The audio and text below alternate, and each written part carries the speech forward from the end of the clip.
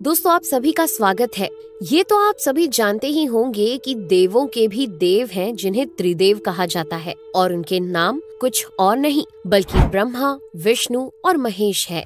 ये तीनों ही लाखों करोड़ों यूनिवर्सेस को बनाने वाले भी हैं। पर क्या कभी आपके मन में ये ख्याल आया है कि आखिर इन तीनों देवताओं में से कौन सबसे ज्यादा शक्तिशाली है? और अगर ऐसा कोई सवाल आपके मन में आया हो तो आज का ये वीडियो केवल और केवल आपके लिए ही बनाया गया है, क्योंकि आज के इस वीडियो में हम इसी बारे में चर्चा करने वाले हैं कि आखिर इन तीनों देवताओं में से कौन सबसे अधिक शक्तिशाली है। और इसके बारे में आज हमारे बीच 3 कहानियां मौजूद हैं और उन तीनों के आधार पर आज हम आपको बताएंगे कि आखिर सबसे शक्तिशाली त्रिदेव कौन है। तो चलिए वीडियो शुरू करते हैं।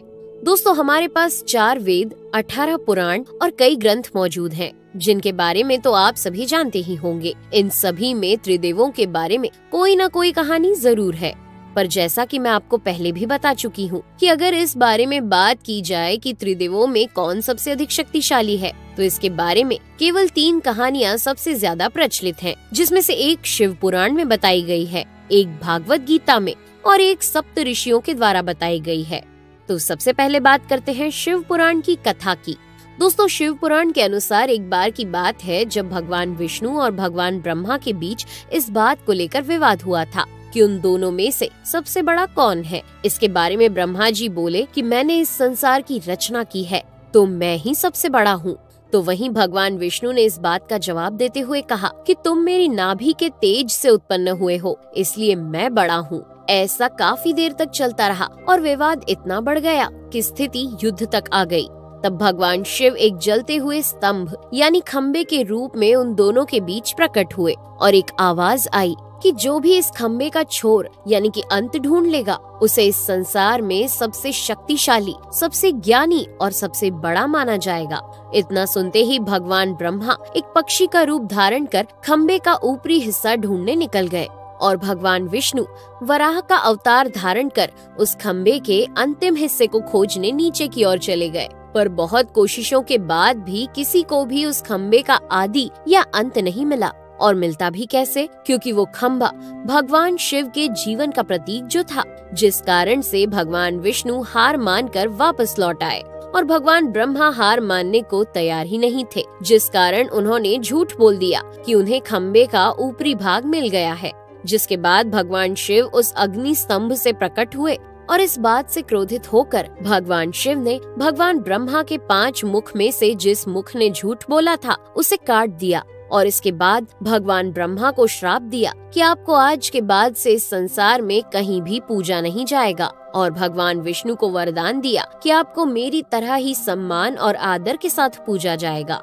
इससे एक चीज तो साफ होती है कि भगवान शिव भगवान ब्रह्मा और भगवान विष्णु से काफी ज्यादा शक्तिशाली हैं, जिनके समान शक्ति इस दुनिया में कोई भी नहीं है।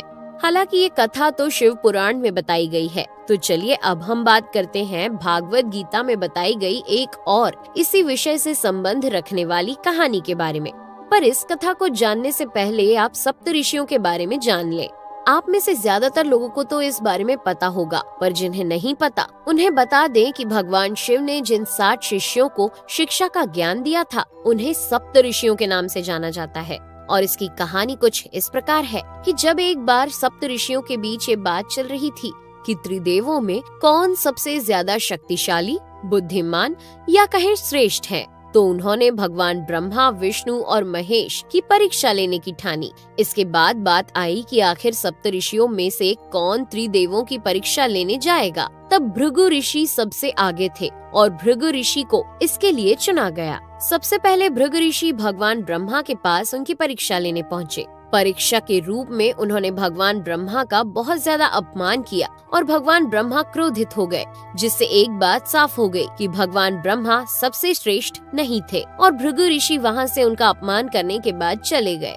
आपको बता दें कि इसके बाद भृगु ऋषि भगवान शिव के पास गए और उनका मन भर कर अपमान किया, लेकिन शिव जी ने उन्हें माफ कर दिया, जिसे देख भृगु ऋषि बहुत खुश हुए और वहाँ से चले गए। पर अब भी भगवान विष्णु की परीक्षा बाकी थी और भगवान विष्णु की परीक्षा लेने के लिए जब भृगु ऋषि भगवान विष्णु के पास पहुँचे तो वहाँ भगवान विष्णु अपने शेष नाग पर आराम कर रहे थे। ऐसा देख भृगु ऋषि को लगा कि इनका अपमान कैसे किया जाए, लेकिन अंत में भृगु ऋषि ने भगवान विष्णु का अपमान करने के लिए उनकी छाती पर लात मारी, जिससे भृगु ऋषि को लगा कि शायद भगवान विष्णु को उनकी इस हरकत पर गुस्सा आएगा, लेकिन ऐसा कुछ भी नहीं हुआ और भगवान विष्णु ने बिल्कुल भी गुस्सा ना करते हुए तुरंत भृगु ऋषि का पैर पकड़ लिया और उनसे कहने लगे कि महाराज, कहीं आपके पैर में कोई चोट तो नहीं आई, क्योंकि मेरी छाती काफी कठोर है जिससे आपके पैर में चोट आ सकती थी। उनकी इसी हरकत के बाद भृगु ऋषि ने भगवान विष्णु से माफी मांगी और भगवान विष्णु ने उन्हें हंसते हंसते माफी दे दी,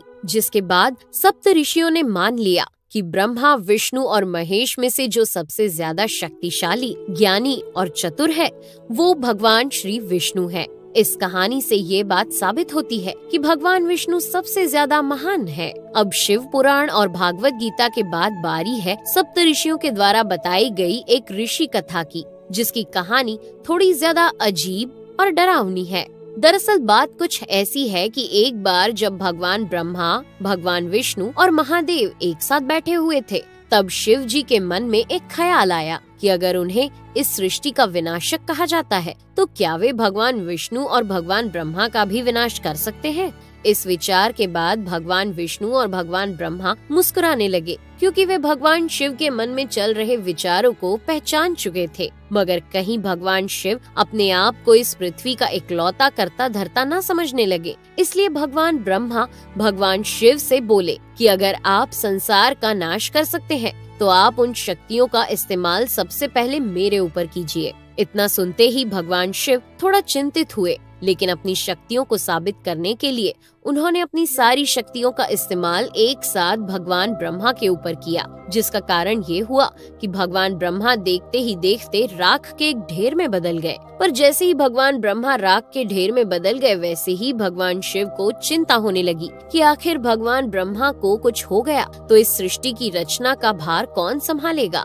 इस कारण से भगवान शिव भगवान ब्रह्मा को वापस बनाने के लिए अपनी मुट्ठी में उठा ही रहे थे कि तभी उस राख के ढेर से आवाज आती है कि भगवान शिव, मुझे कुछ भी नहीं हुआ है और आपकी शक्तियों के तेज के कारण मैं राख में बदल गया हूँ और ये राख का निर्माण हुआ है, जिस कारण से मैं जीवित हूँ, क्योंकि जहाँ निर्माण होता है वहाँ मैं होता हूँ। ब्रह्मा जी की इस बात को सुनने के बाद पास ही खड़े भगवान विष्णु मुस्कुराते हुए बोले कि महादेव, मैं भी इस सृष्टि का संरक्षक यानी रक्षा करने वाला हूँ, जिस कारण से मैं भी ये देखना चाहता हूँ कि आखिर आपकी शक्तियों का मुझ पर कितना प्रभाव पड़ता है। इसके बाद भगवान शिव ने अपनी सारी शक्तियों का इस्तेमाल भगवान विष्णु के ऊपर किया, जिसके बाद भगवान विष्णु भी राख के एक ढेर में बदल गए। पर इसके कुछ ही मिनटों बाद एक आवाज आई कि महादेव, मैं भी सुरक्षित हूँ और यही हूँ, मुझे कुछ नहीं हुआ है और आप कृपया अपनी सारी शक्तियों का उपयोग करें। जिसके बाद शिव जी के मन में एक नया विचार आया कि क्यों ना मैं अपने आप को ही तबाह कर लूं, क्योंकि शिव जी को विनाश के लिए जन्म मिला है। उनके मन में आया कि जब विनाश ही नहीं रहेगा तो संरचना तबाह ही नहीं होगी और ना ही उसकी रक्षा की कोई जरूरत होगी। इतना सोचने के बाद भगवान शिव ने अपने आप को भस्म कर दिया, जिस कारण से चारों ओर भारी अंधकार छा गया और वहाँ राख के ढेर के अलावा कुछ नहीं बचा। पर कुछ समय बाद भगवान ब्रह्मा उस राख के ढेर से निकले और कहा कि यहाँ राख का निर्माण हुआ है और जहाँ निर्माण होता है वहाँ मैं होता हूँ। जिसके कुछ समय बाद भगवान विष्णु उसी राख के ढेर से निकले और कहा कि जहाँ रचना होती है वहाँ उसकी रक्षा के लिए मैं होता हूँ। और कुछ समय बाद भगवान शिव भी उत्पन्न हो गए, जिसने इस बात को साबित कर दिया कि जहाँ रचना होती है वहाँ उसकी रक्षा और विनाश दोनों ही होते हैं। इसके साथ ही इससे एक और बात साबित होती है कि जब तक भगवान ब्रह्मा जीवित हैं, तब तक त्रिदेवों का अंत असंभव है, फिर चाहे वे खुद कोशिश करें या कोई और। तो दोस्तों, ये था आज का हमारा एक और वीडियो, जिससे हमने आपको बताया कि त्रिदेवों में कौन सबसे ज्यादा शक्तिशाली है। तो अगर आपको वीडियो पसंद आया हो तो लाइक और चैनल को सब्सक्राइब करना ना भूलें। धन्यवाद।